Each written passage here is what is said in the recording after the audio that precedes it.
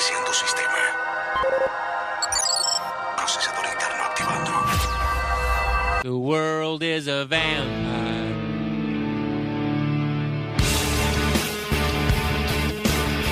Una pandemia recorre el planeta Tierra. En 5 meses lleva 3 millones de afectados, 1,7 millones de contagios activos en este momento y 200.000 muertes. Se paralizó la producción completamente por primera vez en la historia contemporánea. Alrededor de 1/3 de la población se encuentra en cuarentena. De por sí, la cuarentena es una conquista de los pueblos y la clase trabajadora contra los gobiernos capitalistas, de derecha y negacionistas, como Trump, Bolsonaro, Boris Johnson, López Obrador y otros. Pero es un triunfo que tuvo su precio, como se vio en Italia, donde hubo más de 25.000 muertes, o en Estados Unidos, donde ya llevan más de 50.000. Los protagonistas de esta lucha, reconocidos mundialmente, son los trabajadores y las trabajadoras de la salud. El fin de este podcast es desmitificar su figura de héroes, que ellos mismos reconocen como incorrecta, para ponerles en el lugar que corresponde, el de clase trabajadora que está en primera línea, y a su vez informar sobre la situación en la que se encuentran y los desafíos que atraviesan, que a pesar de las diferencias en cada país, son más sus similitudes.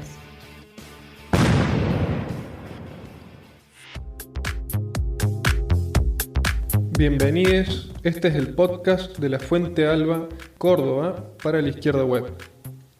Yo soy Mateo Romero, soy docente, trabajo en una escuela UNIPEM de la provincia, soy militante socialista del Nuevo Más y estoy aquí con Julia Di Santi, que también es docente, es trabajadora social y también hace 5 años es trabajadora de la salud en la ciudad.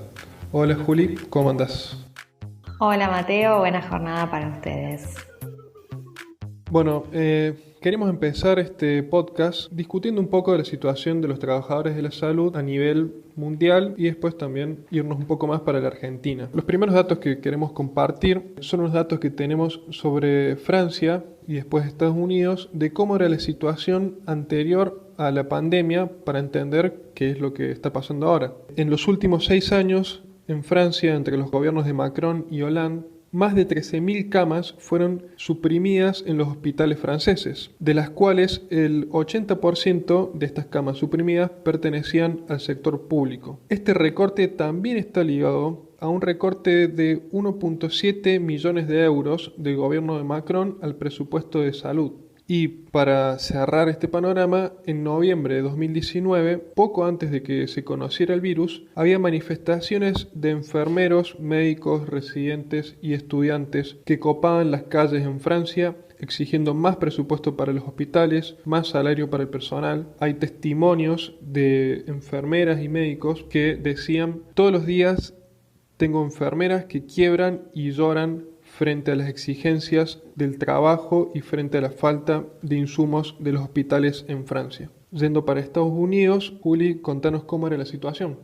Bueno, en Estados Unidos, previo a que se desencadenara esta pandemia, comenzaban los debates alrededor de la campaña presidencial y uno de los puntos en discusión era justamente el sistema de salud. En Estados Unidos hay 1/3 de la población sin cobertura médica. Contaban con un sistema de salud que había implementado el último presidente Obama, que se llamaba el Obamacare, que resultaba también insuficiente. Ellos tienen un sistema que se llama el crowdfunding, que es realmente triste porque básicamente lo que propone este sistema es un financiamiento colectivo para pagar las operaciones, pero que lo que implica es que te terminás endeudando de por vida para pagar el tratamiento o la operación. En Estados Unidos no existe prácticamente el sistema público y es uno de los sistemas más excluyentes y más caros del mundo. Bien, ¿qué está pasando ahora en Europa? Lo anterior fue un panorama de lo que sucedía en Estados Unidos y en Francia. Hoy en Europa se está viendo un verdadero infierno. Hay disparidad entre los países, pero a nivel general podemos decir que Francia, Italia, el Reino Unido, España, Bélgica también, Holanda, tienen promedio 10, 11 camas cada 100.000 habitantes. Hubo muertes de más de 25.000 personas en Italia, más de 22.000 en España, más de 18.000 en el Reino Unido, más de 20.000 en Francia. Tienen un promedio del 10% de letalidad frente a la pandemia y los sectores más afectados han sido los adultos mayores, los geriátricos y también en una proporción muy alta los trabajadores de la salud. Pero a su vez este promedio oculta una disparidad, que es que en Alemania se llega a 30 camas cada 100.000 habitantes y la tasa de mortalidad o el porcentaje de mortalidad de la pandemia es menor al 4, menor al 5%. Esto es producto de, el desfinanciamiento que contábamos antes.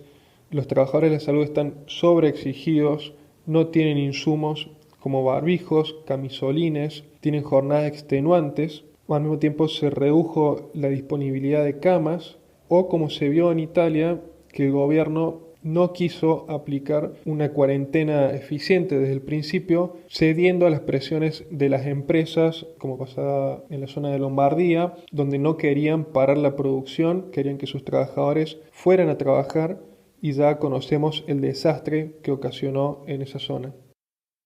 Por otro lado, en Estados Unidos, ¿cómo está golpeando ahora la pandemia? Bueno, en Estados Unidos, como planteaba anteriormente, existen alrededor de 30 millones de personas que no cuentan con seguro médico. El costo tan alto de consumos y el endeudamiento que implican los tratamientos desalienta a las personas a que se los realicen, esto en situaciones normales, y ahora en relación al coronavirus, la cuestión es que va a terminar impidiendo que se detecten contagios y que el coronavirus siga propagándose al no poder pagar las consultas y los tratamientos. Además, en Estados Unidos es muy grave la situación porque no hay licencias pagas por enfermedad para los trabajadores y las trabajadoras en la mayoría de los estados. Hasta hace pocos días solo 3 estados, 13 de 50, otorgaban licencia por enfermedad paga y 23 estados tienen directamente prohibido exigir licencia paga por enfermedad a los empleadores.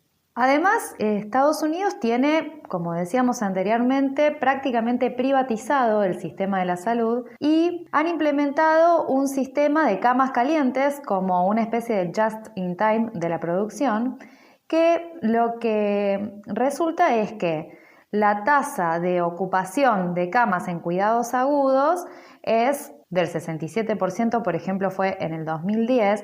Es un sistema que tienen las camas permanentemente ocupadas para garantizar la eficiencia económica. Hoy por hoy, además de eso, resulta absolutamente insuficiente el equipamiento y la infraestructura del sistema de salud para dar respuesta a la pandemia. Esto lo refleja el gobernador de Nueva York cuando plantea: tenemos 6.000 respiradores y necesitamos 30.000.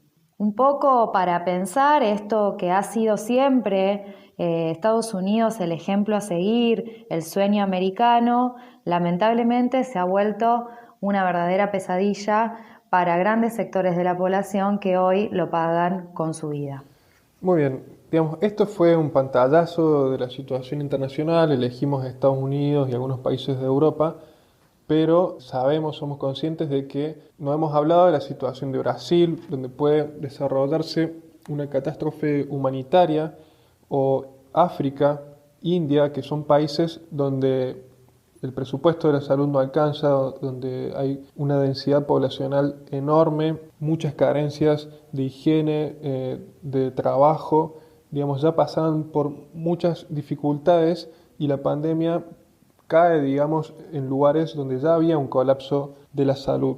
Lo que sí queremos remarcar, que también pasa a nivel internacional, es que pareciera que no hay ningún gobierno que se plantea cómo aumentar el nivel de camas. Todos quieren aplanar la curva, pero no quieren levantar la cantidad de camas del presupuesto para la salud, no quieren mejorar las condiciones de los trabajadores. A la vez, a nivel internacional, lo que vemos que queda planteado es cómo la lógica del capitalismo, de la mayor obtención de ganancia a cualquier precio, termina desnudando que puede llevarse por delante incluso la vida de las poblaciones Han ocurrido situaciones terribles como el robo de reactivos entre estados o la literal subasta de respiradores y de barbijos en Estados Unidos, que el estado que mejor precio ofrecía era el que se quedaba con los insumos. A la vez que hay cero coordinación, por ejemplo, para encontrar la vacuna a nivel internacional.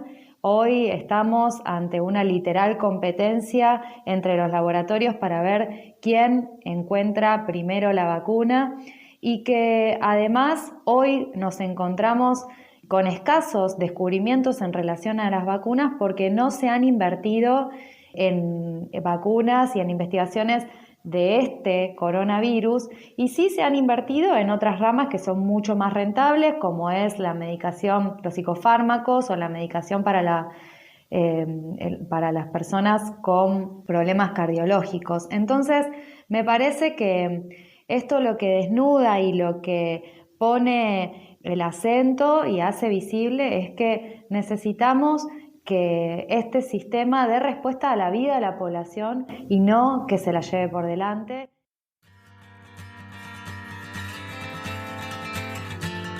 Se viene la 5ª jornada de pensamiento socialista, El mundo que viene, pandemia y capitalismo. Este 1 y 2 de mayo por Izquierda Web.